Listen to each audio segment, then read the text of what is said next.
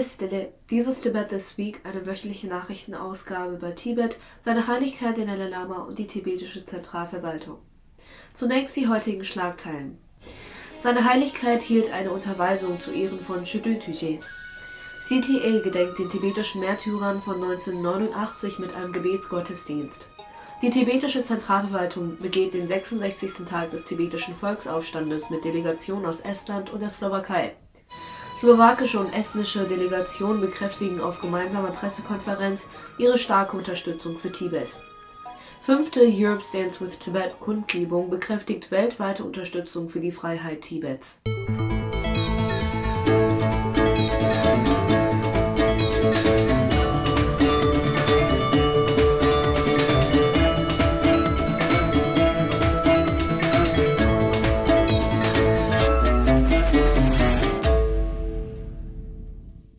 Zu Ehren des Chodo Tuje, auch bekannt als Tag der Opfergaben, der auf den 15. Tag des ersten Monats im tibetischen Kalender fällt, hielt seine Heiligkeit der Dalai Lama heute Morgen eine kurze, aber aufschlussreiche Unterweisung im Haupttempel Tibets.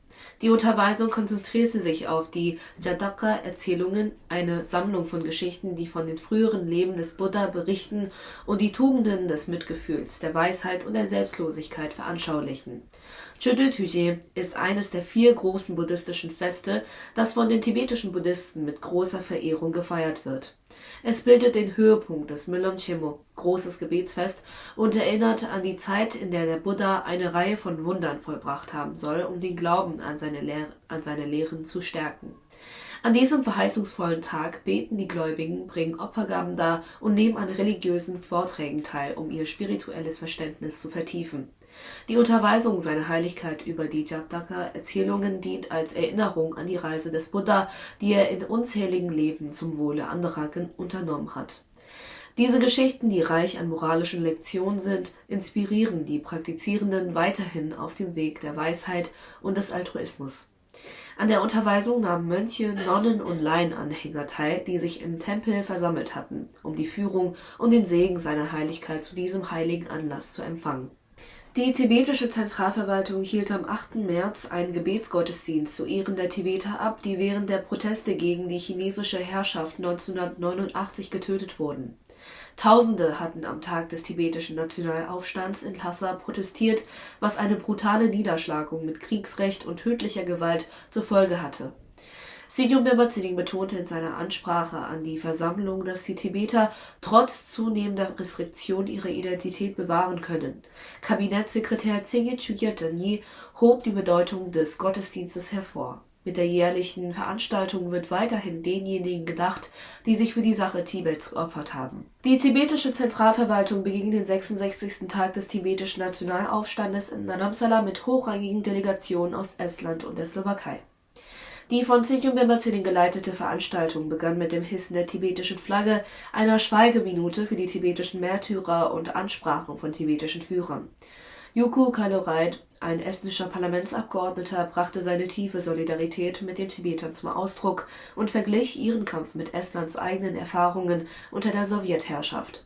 Er betonte, dass autoritäre Regime trotz Unterdrückung den Willen zur Freiheit nicht zerstören können und forderte die Tibeter auf, sich weiterhin für ihre Sache einzusetzen. Er forderte auch eine stärkere internationale parlamentarische Unterstützung für Tibet und überreichte Sejong ein Sweatshirt mit der Aufschrift Will to Protect als symbolische Geste der Solidarität.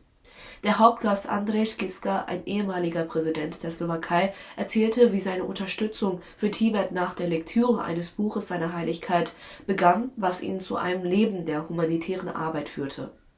Er erinnerte sich an die Einladung seiner Heiligkeit in die Slowakei während seiner Präsidentschaft und sprach über die emotionale Wirkung, die der Anblick von Fotos tibetischer Selbstverbrenner im Tibet-Museum hatte. Er zog Parallelen zwischen Tibet und der Ukraine und forderte die europäischen Nationen auf, sich für Tibet einzusetzen, und ermutigte die Tibeter, insbesondere die junge Generation, die Hoffnung nicht aufzugeben.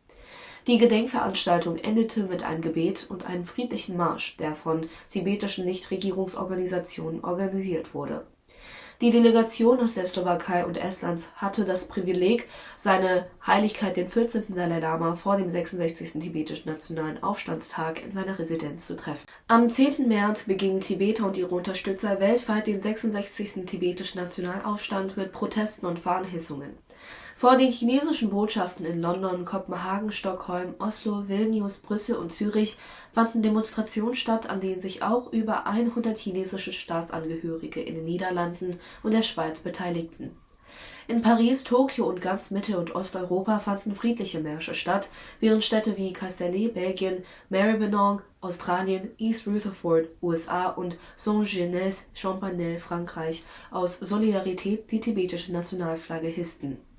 Das tibetische Informationsbüro veranstaltete außerdem ein Seminar in Sydney, um den verstorbenen Gosu Djalot-Hundup zu ehren. Nach Abschluss des 66. Tages des tibetischen Nationalaufstandes nahmen der ehemalige slowakische Präsident Andrzej Kiska und der estnische Parlamentsabgeordnete Juku Kalereit an einer gemeinsamen Pressekonferenz in Dharamsala teil und bekräftigten ihre entschiedene Haltung zu Tibet. Der estnische Abgeordnete Reit, Mitglied des estnischen Ausschusses für Auswärtige Angelegenheiten, forderte die internationale Gemeinschaft auf, Chinas Darstellung von Tibet zu widerlegen. Er kritisierte das Zögern der führenden Politiker der Welt aufgrund der chinesischen Ein-China-Politik und berichtete, dass er regelmäßig diplomatische Proteste aus China erhalte, die er als unbegründet zurückweise.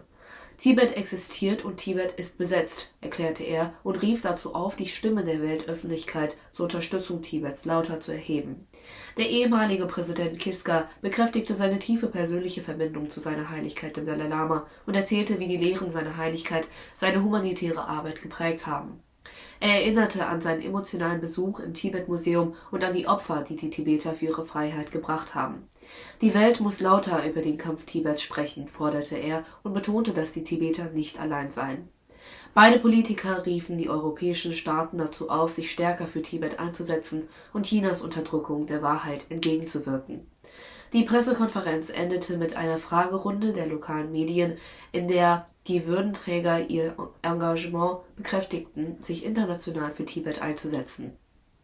Am Dienstag dieser Woche traf die estnische Delegation mit dem Sprecher Kimsunom Dempe, dem stellvertretenden Sprecher Döma Tshering und Mitgliedern des Ständigen Ausschusses des tibetischen Exilparlaments zusammen. Der Sprecher bedankte sich für die Unterstützung und betonte die Dringlichkeit, den chinesisch-tibetischen Konflikt zu lösen, die kulturelle Identität Tibets zu bewahren und die internationale Unterstützung für einen neuen Dialog mit China zu sichern. Die stellvertretende Sprecherin betonte die Bedeutung Tibets für die Umwelt und forderte die Delegierten auf, sich in europäischen Foren für Tibet einzusetzen. Das Treffen endete mit einer Fragerunde und einem Besuch im Parlamentssaal. Über 3000 Tibeter und Unterstützer versammelten sich in Den Haag, Niederlande, zur 5. Europe Stands with Tibet-Kundgebung anlässlich des 66. Tages des tibetischen Nationalaufstandes. Die von der tibetischen Gemeinschaft in den Niederlanden zusammen mit internationalen Interessengruppen organisierte Veranstaltung unterstrich die weltweite Solidarität mit Tibets friedlichem Kampf für Freiheit. Zu den Würdenträgern gehörten der ehemalige tibetische Gesandte Gesang Yetse, der Abgeordnete Rizien Gyaltrang, die niederländischen Parlamentsabgeordneten Jan Paternotte und Isaac Haraman sowie internationale Persönlichkeiten wie der Hollywood-Schauspieler Richard Gere und der ehemalige NBA-Spieler Enes Kanter Freedom. Die Redner wiesen auf die Menschenrechtsverletzungen in China hin und forderten ein stärkeres globales Handeln. Ein 6 Kilometer langer Marsch, der an der chinesischen Botschaft vorbeiführte, diente als kraftvolles Symbol der Widerstandsfähigkeit und erregte große Aufmerksamkeit in der Öffentlichkeit und den Medien. Die Kundgebung bekräftigte das weltweite Engagement für die Freiheit Tibet als Menschenrechtsthema. Die nächste Veranstaltung wird im Jahr 2027 in Berlin stattfinden. Vielen Dank fürs Schauen und bis zum nächsten Mal.